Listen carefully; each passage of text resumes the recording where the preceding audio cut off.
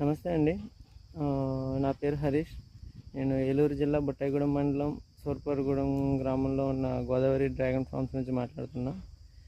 మనకిప్పుడు ఈ మధ్యకాలంలో చూస్తున్నట్లయితే డ్రాగన్ ఫ్రూట్ మొత్తం అంతటికి ఒక రకమైన ఇవ్వండి ఈ టైప్లో ఎల్లో కలర్ వచ్చి చెట్టు మొత్తం పాడైపోవడం జరుగుతుంది.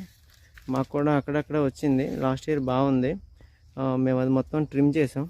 ఈ సంవత్సరం ఏం చేసామంటే మొత్తం చేను మొత్తానికి ఇలా షేడ్ నెట్ టైప్లో పెట్టాం. మీరు చూడొచ్చు, తోట మొత్తానికి షేడ్ నెట్ టైప్లో వేసామండి. ఇలా వేసాక ఏమైందంటే ఇది ఈ చివరి వరుస ఇది ఎండ్లో ఉంది, దీనికి షేడ్ నెట్ లేదు. ఇలా ఎండ్లో ఉన్న మొక్కకైతే మనకి ఇలా ఎల్లో కలర్ వచ్చింది. ఇది కుళ్ళు తెగిలిలా వచ్చిందండి. ఇది లోపల మొత్తం ఇలా వాటర్ లాగా ఉంది, చెట్టు మొత్తం కుళ్ళిపోవడం జరుగుతుంది.